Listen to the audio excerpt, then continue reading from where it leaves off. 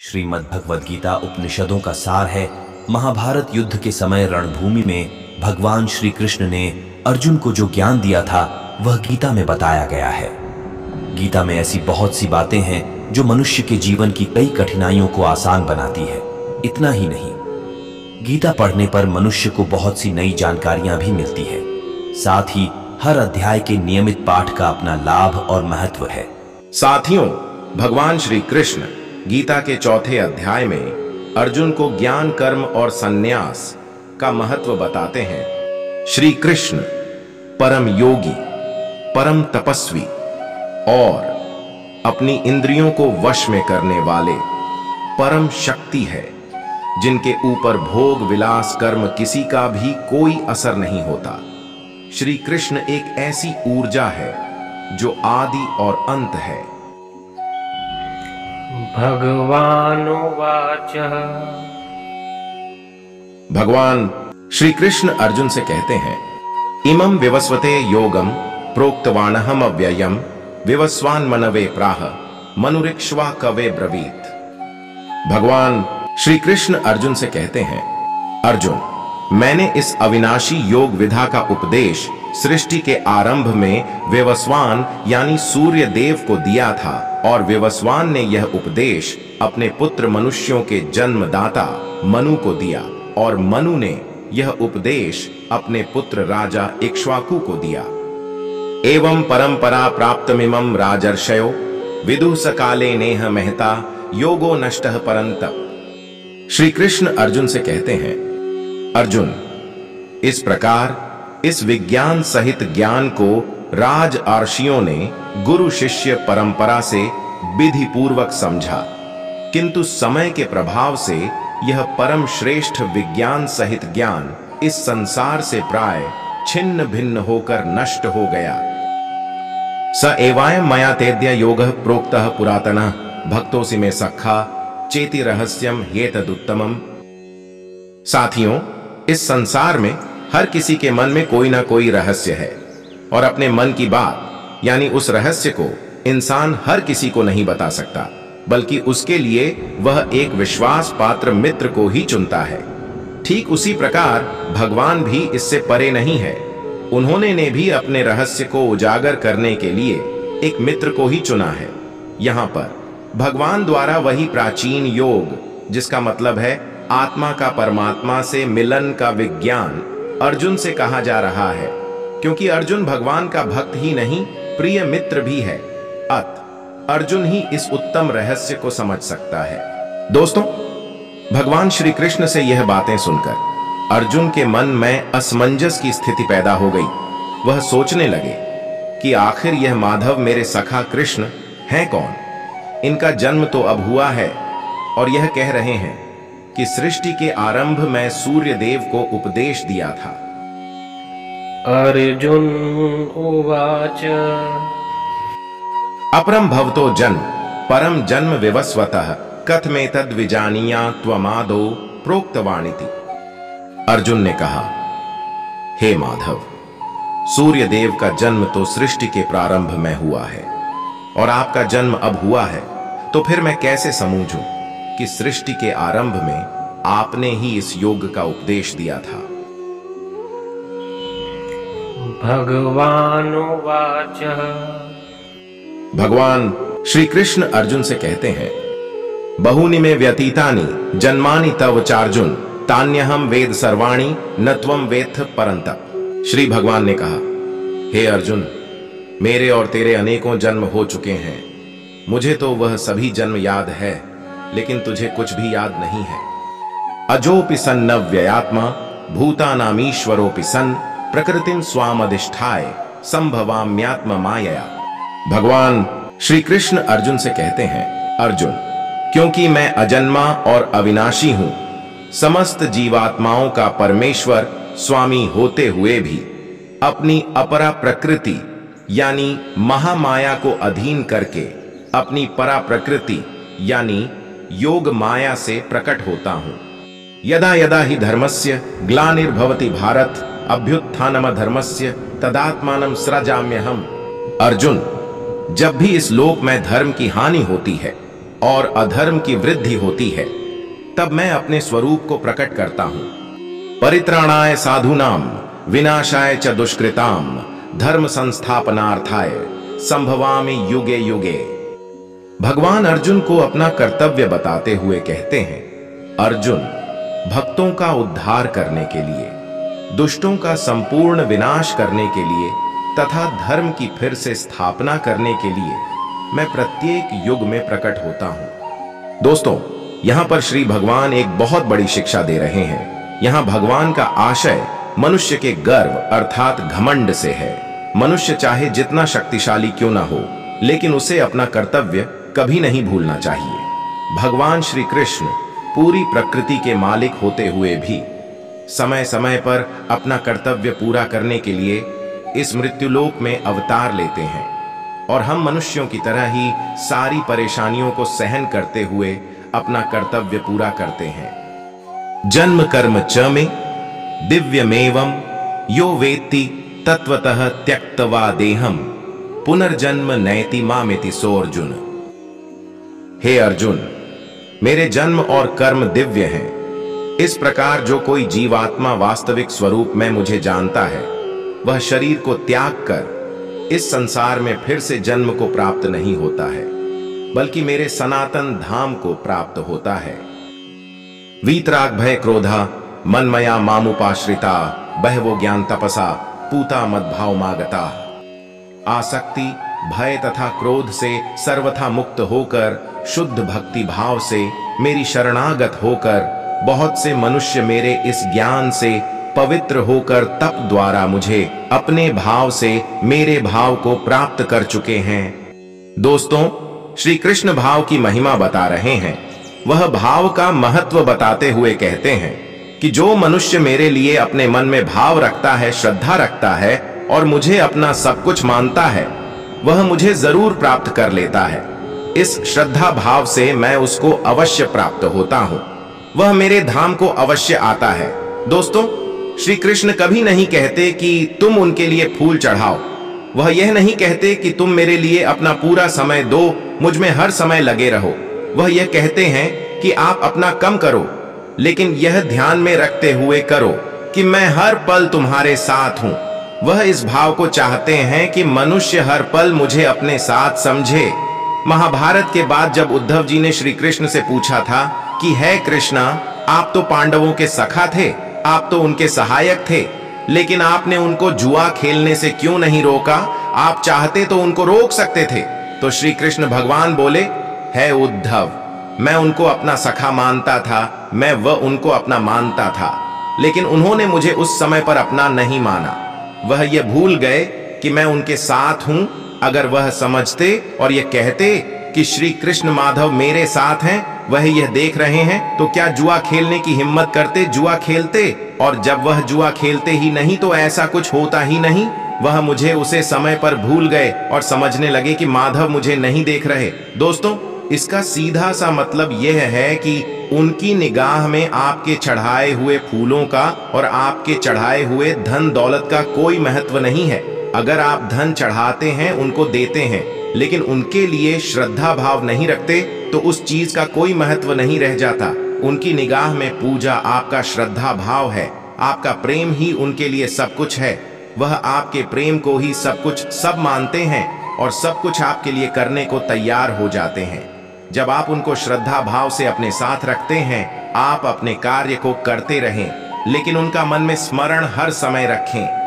हर समय यह समझे कि वह आपके साथ हैं, जो कुछ हो रहा है वह सब देख रहे हैं। इस भाव को रखते हुए अगर आप उनको याद करते हुए कार्य करते हैं, तो आप निश्चित रूप से भगवान की प्राप्ति कर पाते हैं। ये यथा मां प्रपद्यन्ते तांस तथैव भजाम्यहम् मम वर्तमानुवर्तन्ते मनुष्या पार्थ सर्वशः। हे पृथा पुत्र, जो मनुष्य जिस भाव से मेरी शरण ग्रहण करता है, मैं भी उसी भाव के अनुरूप उनको फल देता हूं। प्रत्येक मनुष्य सभी प्रकार से मेरे ही पथ का अनुसरण करते हैं। यहां श्री कृष्ण भक्त के लिए अपना भाव प्रकट कर रहे हैं। दोस्तों, हम सब भगवान को हर तरीके से याद करते हैं, अर्थात कोई उन्हें सखा मतलब दोस्त के भाव से याद करता है, तो कोई भगवान, तो कोई उनसे नाती बाबा का संबंध रखता है। लेकिन प्रभु कहते हैं, इस मृत्यु लोक का प्रत्येक प्राणी मुझको जिस भाव से याद करता है, मैं उसी भाव से उसके साथ संबंध रखता हूं और उसी भाव से उसका साथ देता हूं। दोस्तों, ग्रंथों में कहा है, भाव कुभाव कुशल बहुतेरे, अर्थात भगवान को कोई किसी भाव से भजे, लेकिन वो हमेशा उसका भला करते हैं। कांक्षणतः कर्मणाम सिद्धिम यजंत इह देवता क्षिप्रम हि मानुषे लोके सिद्धिर्भवति कर्मजा। इस संसार में मनुष्य फल की इच्छा से सकाम कर्म यानी यज्ञ करते हैं और फल की प्राप्ति के लिए वह देवताओं की पूजा करते हैं। उन मनुष्यों को उन कर्मों का फल इसी संसार में निश्चित रूप से शीघ्र प्राप्त हो जाता है। चातुर्वर्ण्यम मया सृष्टम गुण कर्म विभागशः तस्य कर्तारमपि माम विद्धय्य कर्तारम व्ययम।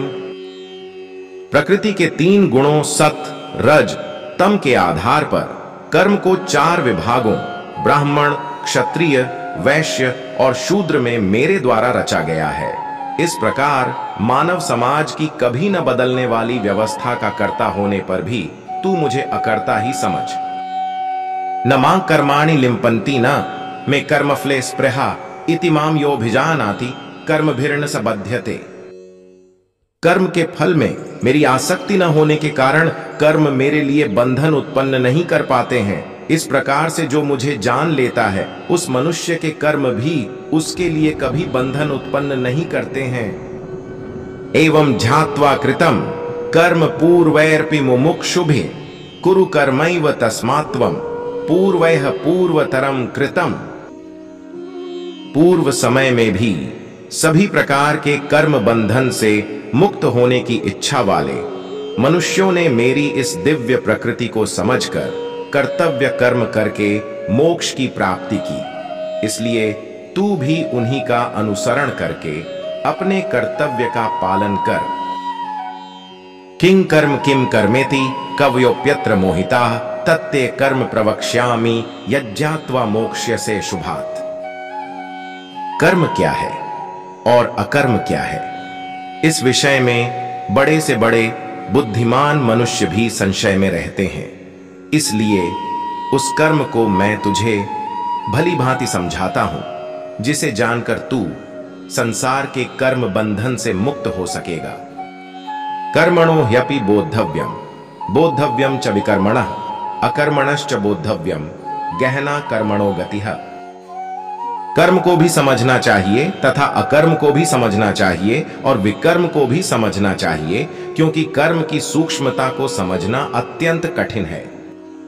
कर्मण्य कर्म यह पश्येद कर्मणि च कर्म यह स बुद्धिमान मनुष्येषु स युक्तः कृत्स्न कर्म कृत। जो मनुष्य कर्म में अकर्म यानी शरीर को कर्ता न समझकर आत्मा को कर्ता समझता है, और जो मनुष्य अकर्म में कर्म यानी आत्मा को कर्ता न समझकर प्रकृति को कर्ता समझता है, वह मनुष्यों में बुद्धिमान है। और वह मनुष्य समस्त कर्मों को करते हुए भी सांसारिक कर्म फलों से मुक्त रहता है। यस्य सर्वे समारंभा काम संकल्प वर्जिता ज्ञानाग्निदग्ध कर्माणम तमाहुः पंडितम बुद्धा। जिस मनुष्य के निश्चय किए हुए सभी कार्य बिना फल की इच्छा के पूरी लगन से संपन्न होते हैं तथा जिसके सभी कर्म ज्ञान रूपी अग्नि में भस्म हो गए हैं, बुद्धिमान लोग उस महापुरुष को पूर्ण ज्ञानी कहते हैं। त्यक्त्वा कर्म फलासंगम नित्य तृप्तो निराश्रयः कर्मण्यभिप्रवृत्तोपि नैव किंचित करोति सः। जो मनुष्य अपने सभी कर्म फलों की आसक्ति का त्याग करके सदैव संतुष्ट तथा स्वतंत्र रहकर कार्यों में पूर्ण व्यस्त रहता है, वह मनुष्य निश्चित रूप से कुछ भी नहीं करता है। निराशीर्यत चित्तात्मा त्यक्त सर्व परिग्रह शारीरम केवलम कर्म कुर्वन्नाप्नोति किल्बिषम। जिस मनुष्य ने सभी प्रकार के कर्म फलों की आसक्ति और सभी प्रकार की संपत्ति के स्वामित्व का त्याग कर दिया है, ऐसा शुद्ध मन तथा स्थिर बुद्धि वाला केवल शरीर निर्वाह के लिए कर्म करता हुआ कभी पाप रूपी फलों को प्राप्त नहीं होता है। यदृच्छा लाभ संतुष्टो द्वंद्वातीतो विमत्सरः समः सिद्धावसिद्धौ च कृत्वापि न निबध्यते। जो मनुष्य स्वतः प्राप्त होने वाले लाभ से संतुष्ट रहता है, जो सभी द्वंद्वों से मुक्त और किसी से ईर्ष्या नहीं करता है, जो सफलता और असफलता में स्थिर रहता है, वह सभी प्रकार के कर्म करता हुआ कभी कर्म बंधन में बंधता नहीं है। गत संगस्य मुक्तस्य ज्ञानावस्थित चेतसः यज्ञायाचरतः कर्म समग्रम प्रविलीयते। प्रकृति के गुणों से मुक्त हुआ तथा ब्रह्म ज्ञान में पूर्ण रूप से स्थित और अच्छी प्रकार से कर्म का आचरण करने वाले मनुष्य के सभी कर्म ज्ञान रूप ब्रह्म में पूर्ण रूप से विलीन हो जाते हैं। ब्रह्मार्पणम ब्रह्म हविर ब्रह्माग्रौ ब्रह्मणा हुतम ब्रह्मैव तेन गंतव्यम ब्रह्म कर्म समाधिना। ब्रह्म ज्ञान में स्थित उस मुक्त पुरुष का समर्पण ब्रह्म होता है। हवन की सामग्री भी ब्रह्म होती है, अग्नि भी ब्रह्म होती है तथा ब्रह्म रूपी अग्नि में ब्रह्म रूपी कर्ता द्वारा जो हवन किया जाता है वह ब्रह्म ही होता है, जिसके कर्म ब्रह्म का स्पर्श करके ब्रह्म में विलीन हो चुके हैं। ऐसे महापुरुष को प्राप्त होने योग्य फल भी ब्रह्म ही होता है। दैवमेवापरे यज्ञम योगिनः पर्युपास्ते ब्रह्माग्नावपरे यज्ञम यज्ञेनैवोपजुह्वति। कुछ मनुष्य अनेक प्रकार के यज्ञों द्वारा देवताओं की भली भांति पूजा करते हैं और इस प्रकार कुछ मनुष्य परमात्मा रूपी अग्नि में ध्यान रूपी यज्ञ द्वारा यज्ञ का अनुष्ठान करते हैं। श्रोत्रादीनीन्द्रियाण्यन्ये संयमाग्निषु जुह्वति शब्दादीन विषयानन्य इंद्रियाग्निषु जुह्वति। कुछ मनुष्य सभी ज्ञान इंद्रियों के विषयों को संयम रूपी अग्नि में हवन करते हैं और कुछ मनुष्य इंद्रियों के विषयों को इंद्रिय रूपी अग्नि में हवन करते हैं। सर्वाणीन्द्रिय कर्माणि प्राण कर्माणि चापरे आत्म संयम योगाग्नो जुह्वति ज्ञान दीपिते।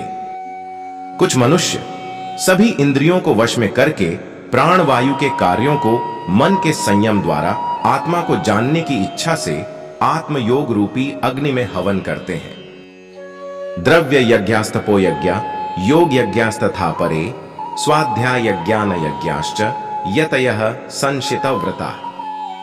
कुछ मनुष्य धन संपत्ति के दान द्वारा, कुछ मनुष्य तपस्या द्वारा और कुछ मनुष्य अष्टांग योग के अभ्यास द्वारा यज्ञ करते हैं। कुछ अन्य मनुष्य वेद शास्त्रों का अध्ययन करके ज्ञान में निपुण होकर और कुछ मनुष्य कठिन व्रत धारण करके यज्ञ करते हैं। अपाने जुह्वति प्राणम प्राणे पाणम तथा परे प्राणापान गति रुद्ध्वा प्राणायाम परायणा। बहुत से मनुष्य अपान वायु में प्राण वायु का, उसी प्रकार प्राण वायु में अपान वायु का हवन करते हैं तथा अन्य मनुष्य प्राण वायु और अपान वायु की गति को रोककर समाधि में प्रवृत्त होते हैं। अपरे नियताहारा प्राणान प्राणेषु जुह्वति सर्वे प्येते यज्ञविदो यज्ञ क्षपित कल्मषा। कुछ मनुष्य भोजन को कम करके प्राणवायु को प्राणवायु में ही हवन किया करते हैं। ये सभी यज्ञ करने वाले यज्ञों का अर्थ जानने के कारण सभी पाप कर्मों से मुक्त हो जाते हैं। यज्ञ शिष्टामृत भुजो यान्ति ब्रह्म सनातनम नायम लोकोस्त्य यज्ञस्य कुतोन्यः कुरु सत्तम। हे कुरुश्रेष्ठ अर्जुन, यज्ञों के फल रूपी अमृत को छककर यह सभी योगी सनातन पर ब्रह्म परमात्मा को प्राप्त होते हैं और यज्ञ को न करने वाले मनुष्य इस जीवन में कभी सुख पूर्वक नहीं रह सकते हैं, तो फिर अगले जीवन में कैसे सुख को प्राप्त हो सकते हैं। एवं बहुविधा यज्ञ वितता ब्रह्मणो मुख्य कर्मजान विद्धि तान सर्वानेवं ध्यात्वा विमोक्ष्यसे। इसी प्रकार और भी अनेकों प्रकार के यज्ञ वेदों की वाणी में विस्तार से कहे गए हैं। इस तरह उन सब को कर्म से उत्पन्न होने वाले जानकर तू कर्म बंधन से हमेशा के लिए मुक्त हो जाए। श्रेयांद्र व्यमयाद्यज्ञ ज्ञान यज्ञ परंतप सर्वम कर्माखिलम पार्थ ज्ञाने परिसमाप्यते। हे परंतप अर्जुन, धन संपदा के द्वारा किए जाने वाले यज्ञ की अपेक्षा ज्ञान यज्ञ अत्यंत श्रेष्ठ है तथा सभी प्रकार के कर्म ब्रह्म ज्ञान में पूर्ण रूप से समाप्त हो जाते हैं। तद्विद्धि प्रणिपातेन परिप्रश्नेन सेवया उपदेक्ष्यन्ति ते ज्ञानम ज्ञानिनस्तत्वदर्शिनः। यज्ञों के उस ज्ञान को तू गुरु के पास जाकर समझने का प्रयत्न कर। उनके प्रति पूर्ण रूप से शरणागत होकर सेवा करके विनीत भाव से जिज्ञासा करने पर वे तत्वदर्शी ब्रह्मज्ञानी महात्मा तुझे उस तत्व ज्ञान का उपदेश करेंगे। यज्ञात्वा न पुनर्मोहमेवं यास्यसि पांडव येन भूतान्यशेषेण द्रक्ष्यस्यात्मन्यथो मयि।